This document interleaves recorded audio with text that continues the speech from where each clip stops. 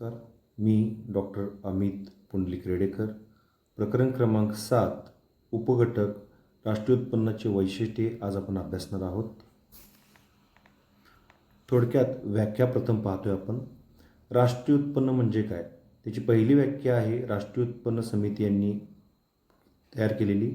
ठराविक कालखंडात देशात उत्पादित झालेल्या वस्तू आणि सेवा यांची दुहेरी मोजणी टाळून केलेले मापन म्हणजे राष्ट्रीय उत्पन्न होय.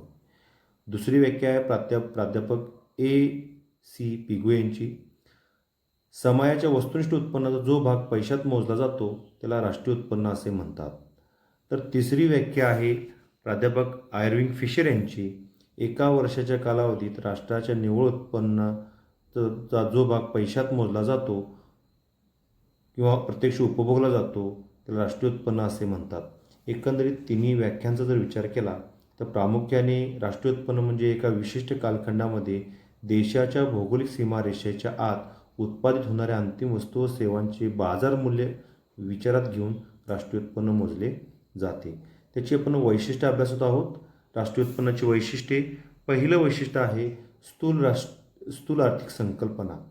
राष्ट्रीय उत्पन्न ही संकल्पना एका घटकाशी निगडीत नसून संपूर्ण अर्थव्यवस्थेशी निगडीत असल्यामुळे ती स्थूल आर्थिक संकल्पना आहे.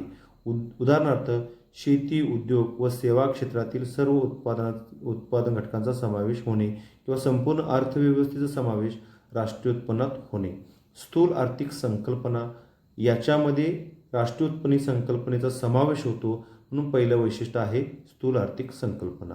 दुसरं वैशिष्ट्य आहे राष्ट्रीय उत्पन्न अंतिम वस्तू व सेवांचे मूल्य. थोडक्यात राष्ट्रीय उत्पन्नाचे मापन करताना अंतिम वस्तू व सेवांचा विचार केला जातो. बघा याच्यामध्ये काय म्हटलेलं आहे. दुहेरी मोजणी टाळण्यासाठी राष्ट्रीय उत्पन्नाचे मापन करताना फक्त अंतिम वस्तू व सेवांचे मूल्य मोजले जाते. उदाहरणार्थ साखरेचे मूल्य निश्चित करताना ऊसाचे मूल्य विचारात घेतले जात नाही, कारण साखरेच्या किमतीत ऊसाचे मूल्य मोजले जाते. तिसरं वैशिष्ट्य आहे निव्वळ समग्र मूल्य. राष्ट्रीय उत्पन्नात वस्तू आणि सेवांचे निव्वळ मूल्य मोजले जाते. झीज खर्च किंवा घसारा खर्च मोजला जात नाही. विदेशी निव्वळ उत्पन्नात राष्ट्रीय उत्पन्नाची गणना करताना आंतरराष्ट्रीय व्यापारापासून मिळणाऱ्या निव्वळ उत्पन्नाचा समावेश केला जातो. चौथं वैशिष्ट्य आहे आर्थिक वर्ष. राष्ट्रीय उत्पन्नाची गणना नेहमी विशिष्ट कालावधीसाठी केली जाते. साधारणपणे ते एक आर्थिक वर्ष असते.